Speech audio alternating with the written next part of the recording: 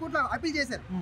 High court ఏదైనా speaker గారికి direction ఇచ్చినట్లయితే మాత్రం ఆ డైరెక్షన్లో వైసీపీ పార్టీ యొక్క రైట్స్ వైలెన్స్ అయ్యి ఉండుంటే మాత్రం ఖచ్చితంగా దాన్ని పరిగణలోకి తీసుకుంటారు.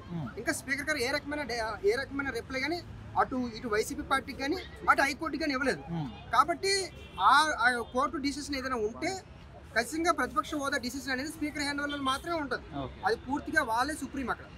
సో వైసీపీ పార్టీ ప్రతిపక్ష హోదా అడగడం అనేది తప్పు కాదు, 80% తప్పు కాదు. ఎందుకంటే వాళ్ళ యొక్క రైట్స్ అంటే వాళ్ళకు ఫీలింగ్ అంటే ఎక్కువ టైం ఉంటే ప్రజల తరఫున మేము ప్రశ్నిస్తామని అనుకోవడం తప్పలేదు. అది అందులో ఉంటే మాత్రం ఖచ్చితంగా స్పీకర్ గారు ఇస్తారు, లేకపోతే ఎందుకు ఇవ్వలేదో కూడా చెప్తారు. స్పీకర్ ఒకవేళ ఏకపక్షంగా వ్యవహరిస్తున్నారని వైసీపీ పార్టీ వాళ్ళకి అనిపించినా దాన్ని హైకోర్టులో ఫిట్ చేశారు కాబట్టి ఖచ్చితంగా స్పీకర్ గారు హైకోర్టు చెప్పాల్సిన బాధ్యత ఉంటుంది. అంటే ఇప్పుడు ప్రతిపక్షం హోదాని నెక్స్ట్ మాకే వస్తుందని పవన్ కళ్యాణ్ గారు అన్నారు కదా. సో ఫ్యూచర్లో అంటే రానున్న రోజుల్లో పవన్ కళ్యాణ్ మరి జనసేన టీడీపీ విడిపోయే ఛాన్స్ ఉంది అనుకుంటున్నారా? అలా అనుకోను నేను. ఎందుకంటే గతంలో కూడా మనకి ఏదైతే మన కాకినాడ పోర్టు అంశం ఒకటి, అదేవిధంగా తిరుపతి లడ్డు అంశం ఒకటి, ఈ 2 అంశాల మీద నేను మాట్లాడినప్పుడు కూడా చెప్పాను. పవన్ కళ్యాణ్ గారే ప్రతిపక్షం, పవన్ కళ్యాణ్ గారే ప్రతిపక్షం, 2 ప్రభుత్వ పక్షం, పాలకపక్షం, ప్రతిపక్షం 2 కూడా పవన్ కళ్యాణ్ గారు వ్యవహరిస్తున్నారు. అంటే ఒక స్ట్రాటజీ ప్రకారమే పవన్ కళ్యాణ్ గారు వెళ్తున్నారు అనే విషయం చెప్పాను ఎప్పుడు మన కాకినాడ కోర్టు అంశంలో. సో ఇప్పుడు పవన్ కళ్యాణ్ గారు కూడా అదే స్ట్రాటజీ ప్లాన్ చేస్తారు. ఎందుకంటే ప్రతిపక్ష హోదా అనేది వైసీపీ పార్టీ కాకుండా జనసేన పార్టీ తీసుకొని ప్రయత్నం చేస్తుంది. సో ప్రతిపక్ష హోదా అనేది కూటమిలో నిలబడి ఇప్పుడు మళ్ళీ వాళ్ళు విడిపోవడం సాధ్యమైంది అంటారా సార్? మళ్ళీ రాజీనామా చేసి మొదలెట్టాలేమో కదా.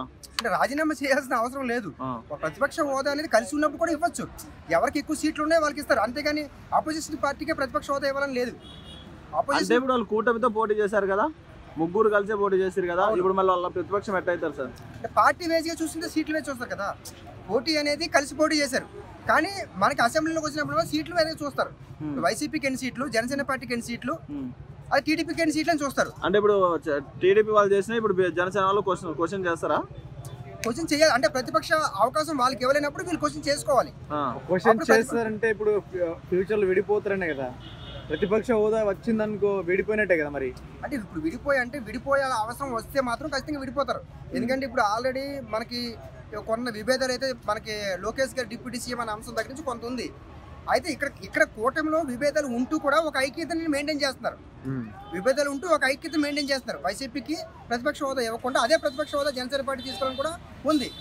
అది అంటే ఇప్పుడు రాజ్యాంగం అంత గుడ్డిదంటారా మీరు చెప్పే లెక్కలో? న్యాయాలు కానీ రాజ్యాంగాలు అంటే వాళ్ళు ఇష్టమైనట్టు వాళ్ళ ప్రతిపక్షం తీసుకొని వాళ్ళ అధికార పక్షం తీసుకొని సాధ్యమైంది అంటారా? అందుకే అంటున్నాను, ఈ విషయాన్ని వైసీపీ పార్టీ ఆల్రెడీ హైకోర్టులో ఫిల్ చేశారు. వైసీపీ పార్టీ యొక్క రైట్స్ ని స్పీకర్ గారు వైలెన్స్ చేసినట్లయితే మాత్రం అది వైలెన్స్ అయ్యిందా లేదనేది హైకోర్టు స్పీకర్ గారికి డైరెక్షన్ ఇస్తారు. అప్పుడు స్పీకర్ గారు ఎందుకు మేము వైలెన్స్ చేసామా లేదనేది ఒక క్లారిఫై వచ్చే అవకాశం ఉంటుంది. అప్పుడు ఆ విషయం ఉంటుంది. అంటే హైకోర్టుకి ఆల్రెడీ అప్పీల్ చేస్తారు ముందుగానే. సో స్పీకర్ గారు ఏమైనా వైలెన్స్ చేసినట్లయితే మాత్రం ఖచ్చితంగా స్పీకర్ డైరెక్షన్ ఇస్తారు. గతంలో కూడా జరిగింది. రాహుల్ గాంధీ గారికి ప్రతిపక్షం ఇవ్వలేనప్పుడు కూడా కేంద్రంలో ఫైట్ చేశారు. సో ఎవరికైతే ఈ పాలక పక్షం ఉంటుందో ఆ రకంగా ప్రతిపక్షం యొక్క గొంతు నొక్కడం కానీ లేదా వాళ్ళకున్న ఆ పార్టీకి ఉన్న రైట్స్ కానీ అరెస్ట్ చేసినప్పుడు ఖచ్చితంగా వీళ్ళకున్న రైట్స్ వీళ్ళకి ఉంటాయి. అవి ఉన్నప్పుడు స్పీకర్ గారు దాన్ని పట్టించుకోలేనప్పుడు ఖచ్చితంగా హైకోర్టు నుంచి ఖచ్చితంగా డైరెక్షన్ వస్తుంది.